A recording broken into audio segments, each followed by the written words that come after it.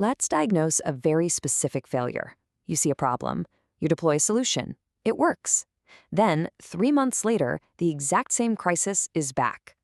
Welcome to this UpGoWise masterclass. Today, we are breaking down a field test on why sincere help fails, drawn directly from Systems Thinking for Social Change by David Peter Stroh. Stop fixing what your own fix keeps alive. Listen to that. That is the first major thread we're pulling today. In this UpGoWise's explainer, we are focusing entirely on training the eye before the hand. We need to look closely at why our absolute fastest instincts to jump in and help are actually stabilizing the harm. You want to help, and you've built your entire professional identity on being the one who solves the visible, immediate problem. But what if your best help is the exact thing keeping the wound open? That proud habit of yours might just be teaching the system to repeat the pain. In Systems Thinking for Social Change, the demand isn't to care more, it's to see more.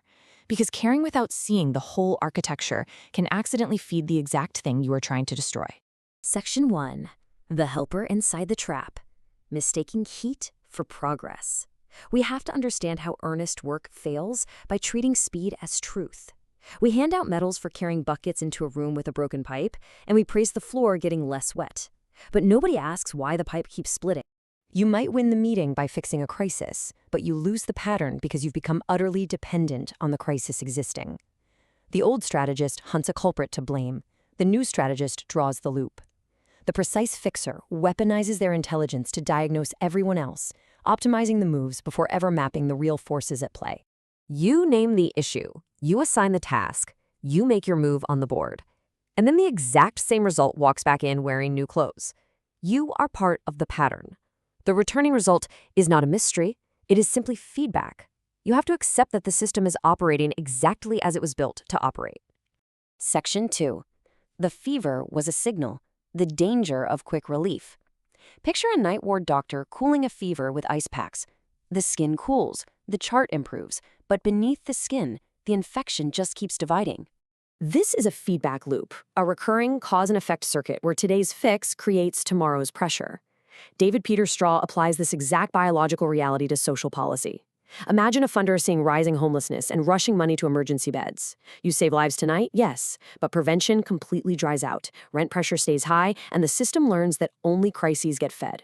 The crisis gets fed. The ice packs worked, and that was the danger.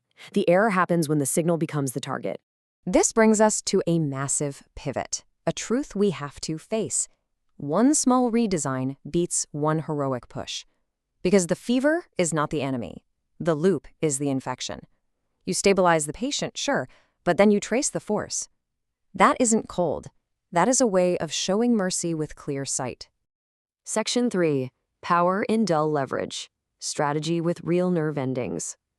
Here is the brutal reality. The system absolutely loves your urgent competence. It uses it as fuel. The helper gets trapped, not by malice, but by the sweet drug of being needed. We have to shift our focus from who failed to what keeps the result safe. Real leverage is not drama. Leverage is the small, dull, holy hinge under a heavy door that actually stops the bleed. In practice, it looks incredibly boring. A changed intake question, a quiet feedback meeting with the right people, a budget rule that mandates prevention, a visible delay, removing a toxic reward. Dull leverage is exactly what works. Section 4. Mercy with clear sight. The inner refinement required to get there. You have to step off the throne of being the smart fixer and accept a humbler upgrade. Your comfort is evidence, and your urgency is data. Before your next fix, Systems Thinking for Social Change demands you ask 3 plain things. 1. What does this make easier? 2. What does this make harder? And 3. What will this teach the system to repeat? You are looking to choose one small, clean, repeatable redesign. Maybe it's one delay made visible, or one incentive made honest.